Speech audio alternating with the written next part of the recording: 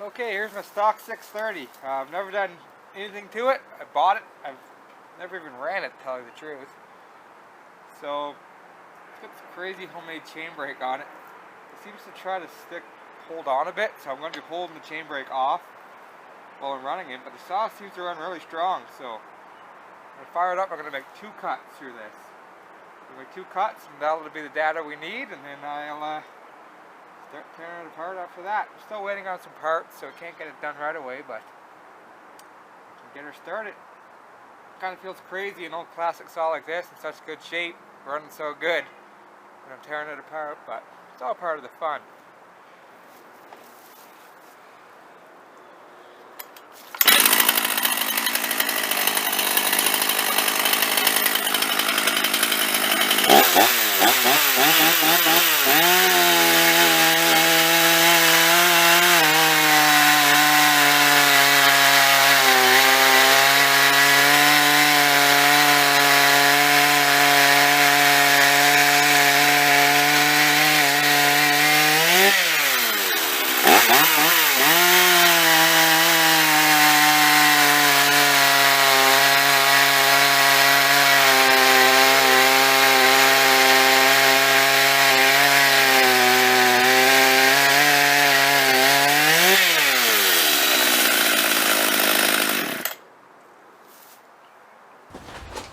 Hey guys, how's it going?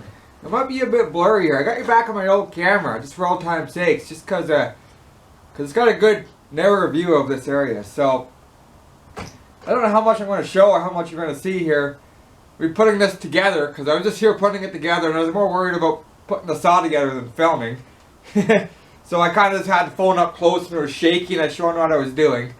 But essentially, this is a 48mm cylinder from a Jonsereds 630, so it's 62 cc's or something like that. And then I put in a 58mm piston kit, a 52mm, so it's a 48mm, and I put in a 52mm, so it makes it like a 71 point something cc. And essentially what it does is it converts it to a 272 basically, Husqvarna. This kit, you can, your 630, your 670, and your 625, it can convert that to this. This kit will convert it into a 71cc saw. So there's a port down there for the pulse line. So I think because some of these saws I think use a rubber boot instead of a block. So if you got a saw with your plastic block intake, like this one was, or a rubber boot style, this kit will accommodate both. I didn't really, I just bought this saw and the kit. I kind of got them all at the same time, kind of bought the saw sight unseen, and just started going at it just to build this build. So this one actually had a block, not the boot, so I probably could have just bought just any 272 cylinder and piston and just threw it in and it would have worked. But anyways, so the kit, the bolt pattern on this cylinder is different than this. This one, it kind of uses 2 opposite bolts there and there. So anyways, so it comes with the bolts and everything you need. If you've seen the frustration I had to re-tap the holes in here deeper, the taps here. Luckily I had a tap the right size for the intake. I had to take a die grinder and grind the end off this tap to make it into a bottoming tab, right? I had to grind it down pretty well square to bottom out in there to make these intake bolts reach all the way in. So I did that, and just really poor, it's supposed to be a high quality, I got it through these guys here. Performance Saw Supply, high quality cylinder kit. And I think Little Red Barn is the shop on eBay I got it from. So it's supposed to be a high quality Italian made kit, right? And the price reflected that, but it was, the plastic block had burrs on it and crap, and the gaskets were really, they didn't line up, and I had to retap the holes, you know, to get the intake together. And the ports, it looks like they were just hand bomb, the ports were deburred and chamfered all the edges, but there's spots where they missed and there's spots where they gouged in. So what I did I went in there with a round burr and a die grinder and just kind of went through all the ports and just re-chamfered all the edges, made sure everything was smooth. The intake block, like this block, kind of sat. It was like it wasn't lined up, so there was like a good solid 1/16 on top edge. So I got in there with the die grinder and I ground it all out. So I port matched it to the intake block, so it was a nice smooth transition in. And then there was the inside of the intake port. They had like gouged in one spot when they were chamfering it with the die grinder. So I cut the intake port wider to get out past that, so it's a nice edge. And then I went with no base gasket, so I just freeball grinded the exhaust port. I just freeball grinded it higher, about the thickness, like the 20th of a gasket. So I just freeball that and sanded the intake the exhaust all smooth. Left the intake rough, right? Because you want to leave the grinds rough on your intake to atomize the fuel, to mix the gas and the fuel. And you may think that I just was watching all these guys on YouTube and I'm copying them, and I am in a way, but I've been working on dirt bike and snowmobile engines and everything my entire life. And all this porting stuff, I never really did any porting to this, really, I just cleaned it up. But even the stuff like leaving the intake rough and the exhaust smooth, like that's all stuff I learned years ago with dirt bike stuff, right? So, yeah, I got her together late last night. I fired it up one time, and she ran, so I don't know if I have to move the camera, or maybe I'll just try to start her right here. So this will be a full cold start. I just put the fire on, but it looks like it's not going. So it's over here.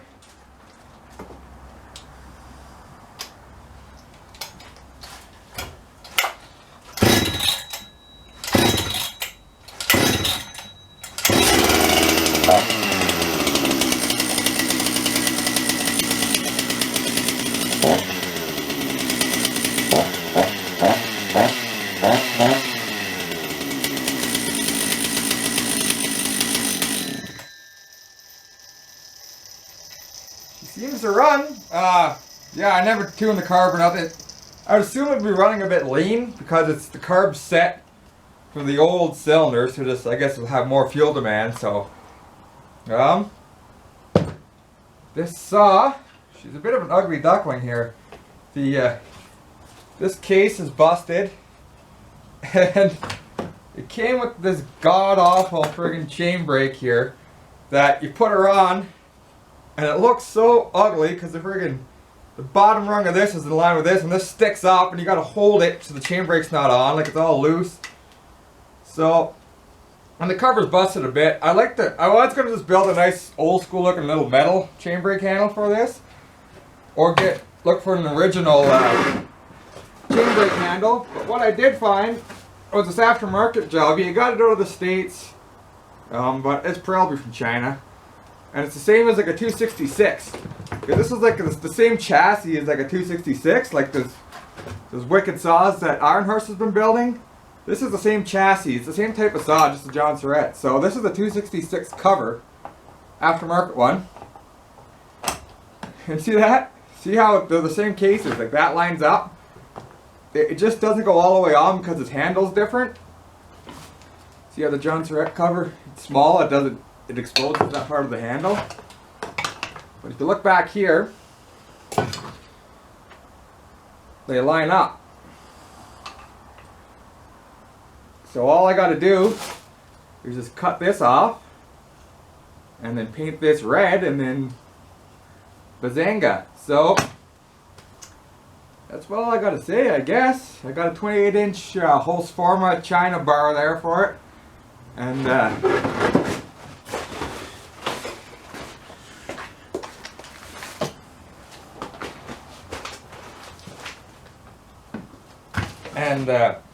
it's also from a chain. Now they say German blade. Apparently these chains are now made in China, or not China. These chains are sold in China, but apparently now they're being made in Germany, and they're supposed to be quite good quality. See, German technology, and they're supposed to be quite a bit better quality than the chains they used to sell. So they're supposed to be good, but it was like $19 and some cents American for this and this. And then I had to pay the exchange rate and shipping from Canada, so it's quite a bit more than that, but still way cheaper than just a regular little bar. So we'll see how it works. So there she is, boys. Let's see, Jonsereds 630, big bore. So she's like a 71 point something cc. Saw, a bit of free ball port work. Stock exhaust still. I've been waiting so long to build this because for, geez, over a month now, I had like a ported muffler ordered, and it came with better looking, like the gasket kit. The exhaust gasket that came with this, it's like a, because this has like, it's a cylinder and then it's got like a plate in between, like a heat shield, and then the exhaust. And all it came with was, it's like this one little piece of tin foil. That's all it came for an exhaust gasket. So the kit I had ordered was a ported muffler that came with the proper exhaust gaskets and all the intake gaskets, and they look quite a bit better quality than the gaskets that came with the kit. So I was holding off till all that came so I could put this together. But I don't know. I contacted the seller saying, hey, this stuff never showed up yet, and they said, oh, give it more time. So I'm just going to assume that that stuff's lost in the mail and I'm not getting it. So I said, screw it, I'm putting this out together with what I got. So I'm either going to build an iron horse style muffler for this, like a pipe, or I'm going to just wait and hopefully the other muffler shows up and chop that and modify it. So yeah, man, get it to the farm and get to running on this saw, get her broke in, and once I get her broke in and turned back up, I'll put the other bar and chain back on it and put it back in that log again and see what we gained for cut speed. But it's going to be a pretty wicked saw. Oh yeah, we're right at 160 there. There's some trickery going on with this thing. You see, before lighting here, look in there. I don't think this thing has a base gasket. See that goop in there, that gray goop? Yeah. No base gasket. Alright. Holy crap. I thought I was a silly bugger for tearing apart such a good saw, but look. I'm just going to focus here. Haha. Skirt's cracked, look. This, I don't know, that must be a crack too, eh? Or just a oh, look. Look. Oh man. Okay. Okay, so the squish now is about dead on 30 thousandths with no base gasket. I just got 2 screws screwed in there. So that's not too aggressive. 30 thou, like, nice if it's about 10 thou less, but we're still gaining 5 thou or 8 thou squish over what it was. So realistically, I was happy with the way it was working before. So this piston was in backwards. So it's got, where are we here? I don't know why this won't focus, but that's a crack. And that's just a scratch. I don't know what the heck. This guy had this all tore apart. You can see, like, recently before he sold it, he took it all apart and like cleaned it. You can see like wire brush marks in the ports and stuff. So I don't know why you would tear it apart and see a cracked piston and put it back together. At the very least, it could have bought a cheap friggin' Chinese piston for $5 and I don't know. Anyways.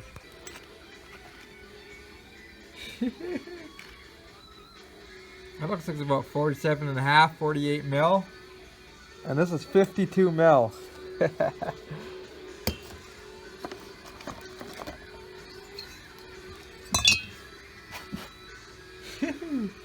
So this is, I don't know what it is, 62 point something cc's or something, stock 630. And this is like 71 point something cc's. Yeah. So it'll essentially be very similar to, I think it's a 272 Husqvarna.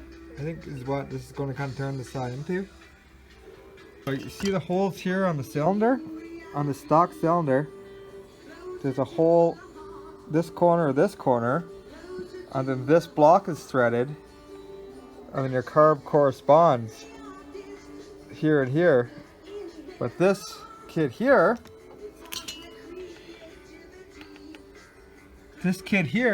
look, it bolts opposite. It bolts this corner, this corner.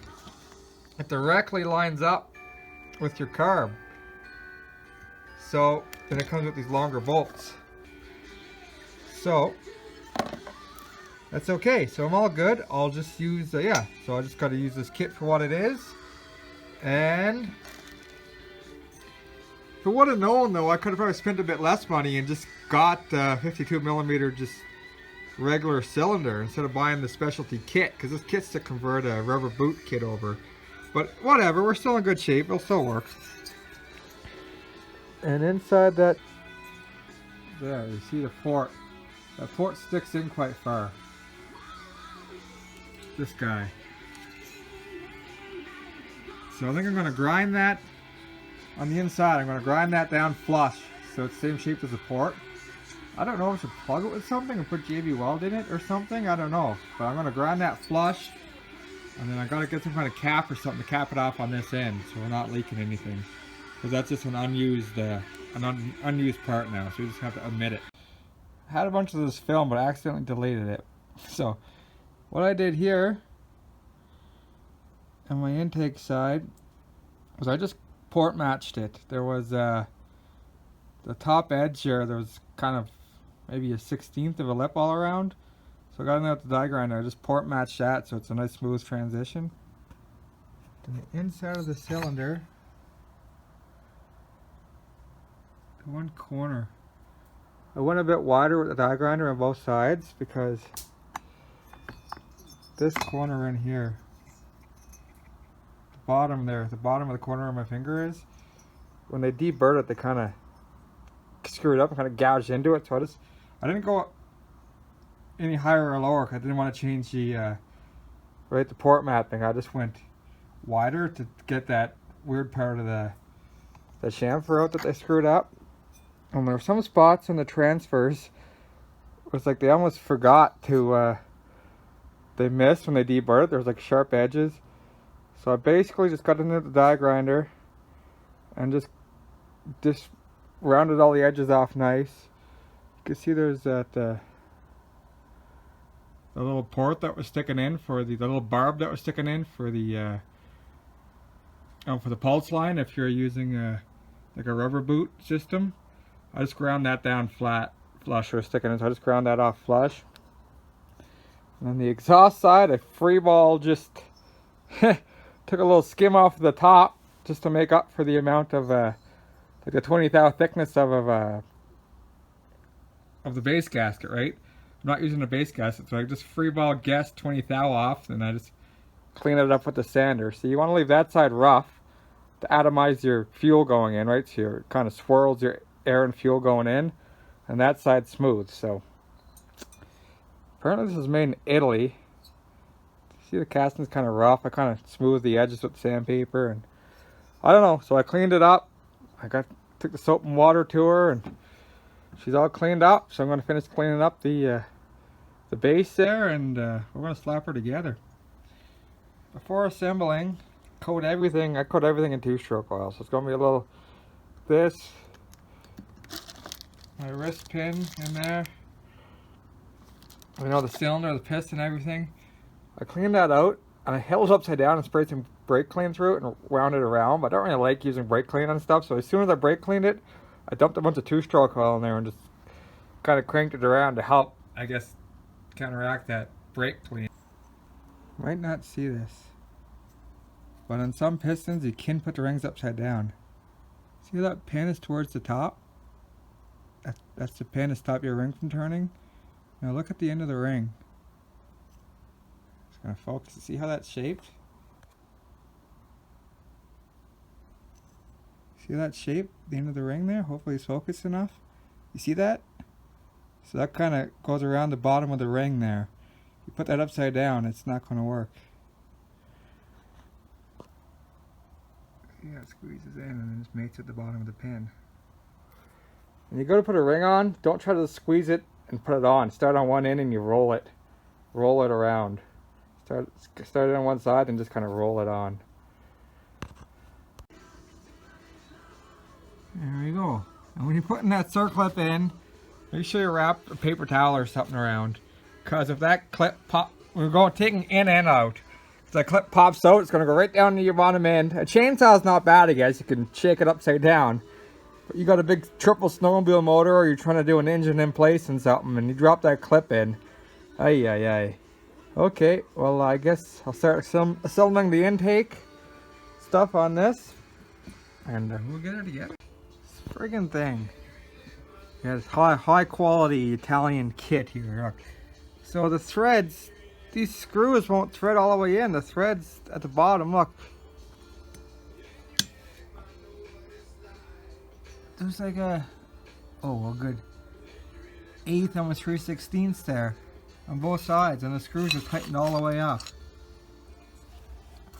Like the gasket, the one gasket that went in between here, the friggin' holes wouldn't line up with the crap, and they wouldn't line up with the impulse line. I tried modifying it and screwed it up, and I had to deburr all that plastic block so it would seal. Yeah, high quality, made in Italy. Yeah, and luckily I have a tap, but it's not a bottoming tap, so it won't cut. So I'm gonna have to try to cut the end off this tap and try to bottom it into these threads. How's that for an ugly old saw? Now I think this, oh yeah, the cylinder. Oh, that's what's going on. The cylinder sits so much taller, I guess. It's bigger. That spark plug pushes up on this cover here. So that might be an issue. I might have to shim up this cover or something. I was wondering why I was having a hard time going together. How's that for an ugly old saw? Here we go, boys.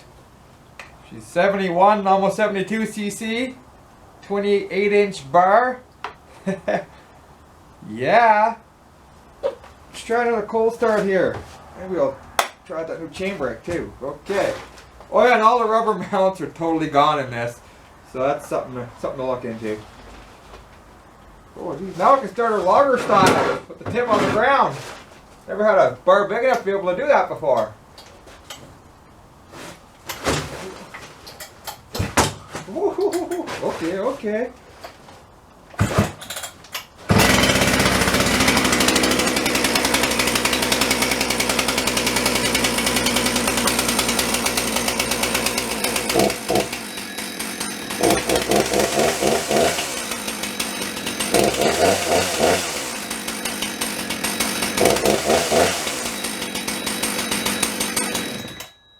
It's still smoking lots from all the oil I put in the bottom end, so I don't want to, for the sake of not blowing it up. I know you guys want to see me go up back to one of those big logs and start hogging on it, but I don't know where I'm at with my carburetor settings or nothing. And that's the third time it's been started, so I'm just gonna set her up real rich and take her real easy. Get about 3 tanks of gas through it, get it ripped snorting, tuned up, and then we'll come back and hammer that log and see what we got. So this saw, I found it on Kijiji and bought it sight unseen because I wanted to do this particular build. But when I got it, it looked like a really clean saw. When I started working on it, I took it apart and looked at the guy recently, tore the whole saw apart, took the piston out and everything, and cleaned everything up with like a wire brush or something. And then he put the piston back in backwards. And the piston, right, has a crack. The skirt's cracked right there. It's got a weird deep scratch on that side, but the skirt's cracked right there. So it may have ran a long time like that still, but still not the best. I don't know why you'd put it together seeing that. And so, yeah, you can tell he had like everything all glued together, some kind of gray assembly stuff, which is fine, but kind of weird that you'd tear apart right down to that far and clean everything up and then sell it. But whatever, we got her tuned in, we got she's together, so yeah.